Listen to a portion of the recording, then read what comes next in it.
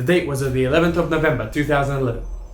On that day, Bethesda Softworks decided to release what could become one of the greatest role-playing games of all time. It was released on PS3, Xbox 360, and PC. That game became such a cultural phenomenon, it was such a hit, that it was also released on the 8th generation of consoles, Nintendo Switch, PS4, and Xbox One. Now what game could that be? Well, of course, the game that I'm talking about is Elder Scrolls V Skyrim. But what is Skyrim exactly? Elder Scrolls V Skyrim is the 5th installment of the Elder Scrolls series, where you play as the Dragonborn, a fully customizable character that is of mortal flesh and dragon blood. Your mission as the Dragonborn is to take down the evil, disgusting, despicable World Eater Dragon Alduin, the Eater of Worlds. You're going to meet a plethora of great memorable over-the-top characters such as Jarl Balgruuf, Ulfric Stormcloak, General Tullius, the Greybeard, Parthenax, Cicero, and of course, everyone's favorite, Lydia. So, if you've probably never heard of this game before, you're probably wondering, wow, this is a really good game, I really want to try it, it's perfect, it's amazing, there's nothing wrong with it. Or is there? See, it was a big smash hit, but is it perfect? Welcome to my new series. My name is The Australian, and today we're going to talk about the Elder Scrolls V Skyrim, as you previously noticed, and we're going to ask the question, how good is Skyrim actually?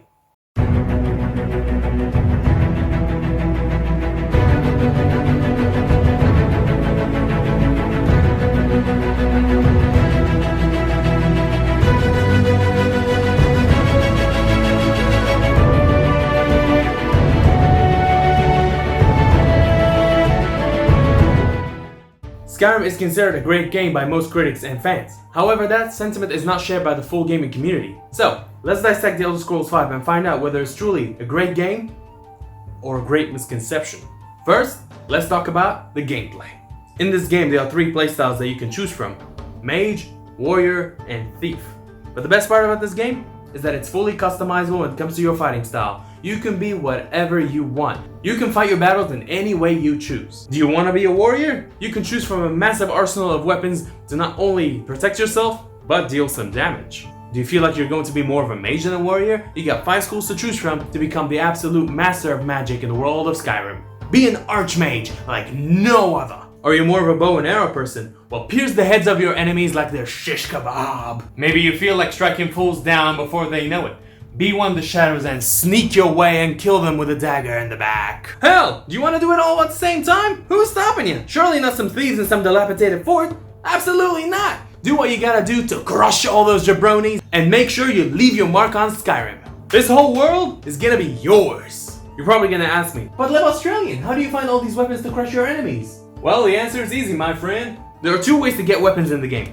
Either you can go to the smith and make them yourself, if you have high enough level that is, or you can find them in random loot. And of course, don't forget to use enchantments to heat up your weaponry. Literally. No, I mean there's an actual enchantment where you can slice people up and burn them at the same time.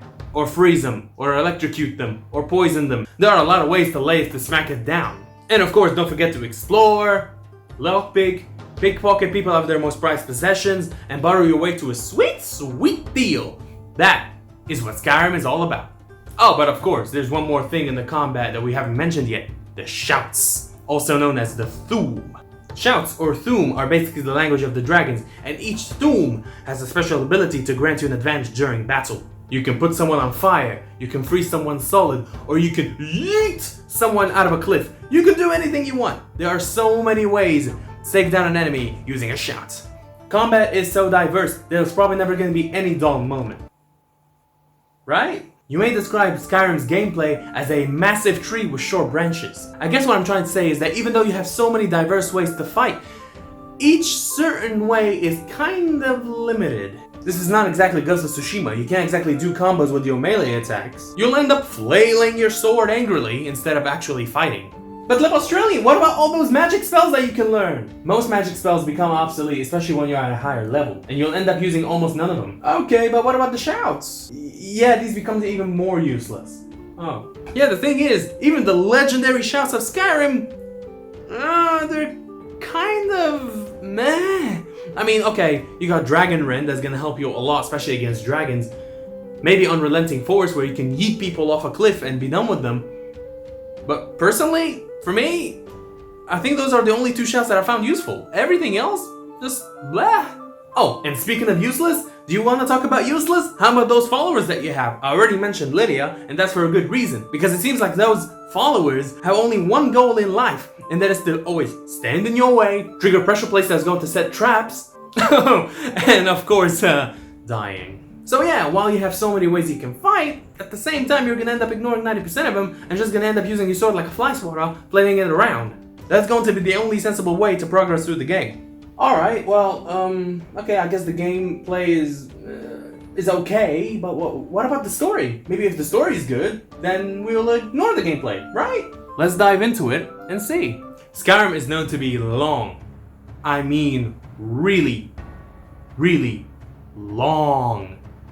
It is estimated that Skyrim has 273 quests to play and go through. It may take you up to 500 hours to finish this game. Sometimes you don't even feel like it's a game anymore. Sometimes it feels like it's another world you got transported to, especially if you're playing on VR. And there are so many things you can do. You can fight Draugrs and Readouts, fight through the Civil War, pick a side between the Empire or the Stormcloaks, become the Archmage of Winterhold College, lead the Thieves Guild to a mountains of riches, assassinate poor unfortunate souls with the Dark Brotherhood, become a hardy warrior with the Companions. And I'm not even mentioning the DLCs Dawnguard and Dragonborn, which are both completely amazing stories. Okay, so it seems like Skyrim has a lot of good side quests. Love Australian, you didn't mention the main quest, the main story. Yeah, about that. That's another point where Skyrim is severely lacking. Most people who play Skyrim do agree that the main story is a bit weak, and it's also a bit too short. It basically served as nothing more than a means to an end. It felt less of an adventure and more of a tour guide around Skyrim. It felt basically like a tutorial. Also, it's kinda easy. It felt more of a stroll than upwards, difficult, hard climb to an absolute amazing climax when you fight Alduin. Oh, yeah, about Alduin. Yeah, he's weak as piss, isn't he? I mean, seriously, how anticlimactic was that? Here you are, ready for an absolute war, an absolute final boss battle that is going to be remembered throughout the ages. And you beat him in about 3 hits with your sword, and like 2 fireballs. Especially if you're playing at a higher level. For the main campaign, for the main story to be so tame and so lame and so weak compared to the side quest that you've given in Skyrim, that's almost criminal. Like, I mean, you know, I'm not sure if Bethesda noticed, but it's the main freaking story! Seriously, what's wrong with you? I mean, how could you possibly...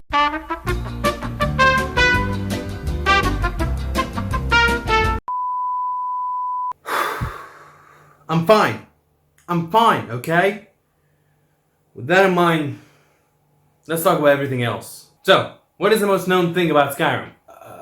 Mead? No. The mods. Ooh la la la. Of course, what is Skyrim without mods, right? Especially if you're playing on PC. Oh, you're in for some fun.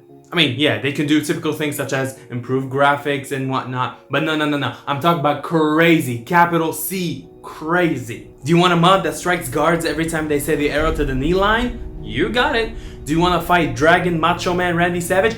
Ooh, yeah, you got it. Do you want to use a lightsaber? Sure.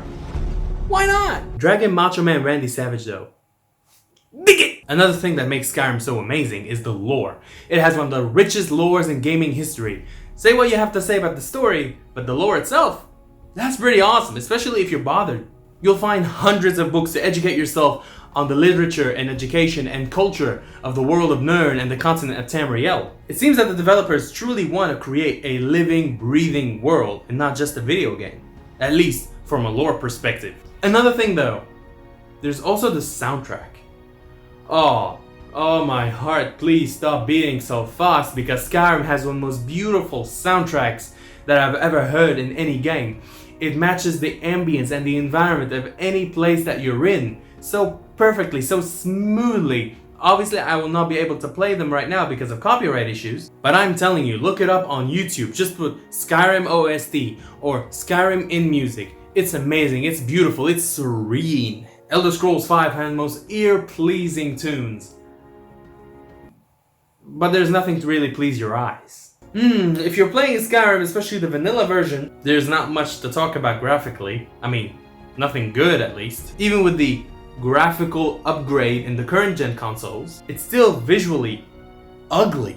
It's an ugly looking game, I'm sorry, but it is. There are games that came out years before Skyrim that look much more beautiful. Sometimes the nature and the environment of the game looks like something that should come out on PS2. Early PS2. Am I exaggerating? I don't know. Also, not to mention the those children that all look the same. I feel like I'm not playing Skyrim anymore. I feel like I'm watching an episode of The Twilight Zone and I'm freaking out. I really need a couch. Hell, you can say that sometimes you feel like Elder Scrolls 4 Oblivion that came out in 2006 look much better than Skyrim. Speaking of Oblivion, you know what is Oblivion known for the most? The bad voice acting. Skyrim is better, but not much. Look, sorry, but the voice acting is bad. It's not good. It can sometimes be borderline atrocious, especially with those that sound like Arnold Schwarzenegger. And sometimes they feel like they're reading from a script, rather than talking naturally. Nobody talks like that. Looking to protect yourself or deal some damage? Alright, there, I said it. Can I get my payment already? I saved the best for last for you. I know you're thinking, there is one more glaring mistake about Skyrim that I still haven't talked about. The glitches and bugs. The most common counter-argument to the claim that Skyrim is one of the best of all time is that myriad of bugs and glitches that are in the game. Now, I do understand one thing. Some of them, most of them, are completely hilarious.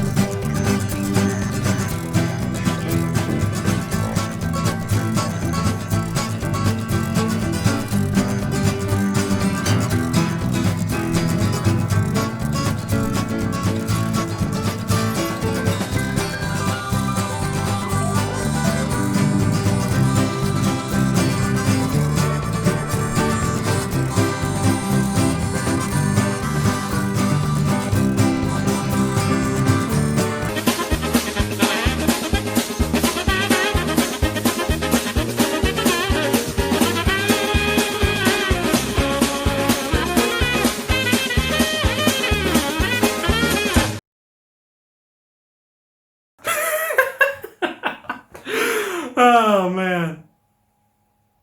Okay, no more laughs. Because sometimes those glitches are so bad they can be absolutely game breaking. Disallowing you from continuing the game. You will no longer be able to continue certain missions. And I'm going to talk about a personal experience of myself. I was never able to play the Forsworn Conspiracy. Every time I go back to that temple and I see that dead guy, the guards don't try to arrest me anymore. They just stand there. Oh yeah, there's a dead body over here. But who cares, right, Dragonborn? You probably have nothing to do with it, especially because you come here all the time. But yeah, oh good. Good on you. Are you sure you don't want to arrest me? Like, I've been in the crime scene more than anyone else. How can you not suspect that it could be me? Let me guess. Someone stole your sweet roll. In conclusion, we gotta ask ourselves the same question. How good is Skyrim actually? Is it really the greatest of all time, or at least one of the greatest of all time? I mean, objectively speaking, it's hard to think of a game that is as ambitious as The Elder Scrolls 5th installment. And for a myriad of reasons, this game is going to both astonish you and enrage you. Every time you go to a Comic-Con or any convention, you're gonna see some Skyrim cosplayers. And it doesn't seem like it's going away anytime soon, especially with the rumor of it being released on the ninth generation of consoles, PS5, Xbox Series X. Alright, let's ask that question one more time. How good is Skyrim actually? My final conclusion? It's one of the greatest games of all time. The best? No. Personally, it is my favorite game ever, and I love it with everything I got. But even I have to admit, it has so many glaring mistakes. I guess you can say it's a game that's taken an arrow in the knee, but somehow, it still marches on with all the other great games to Sovngarde. It's an experience like no other. Well, that concludes my video for today. I'm In The Love Australian, and I'll see you soon. What? Okay, the video's over. You can leave now. You can leave. Get out. Okay. You don't do it like that? Fine. First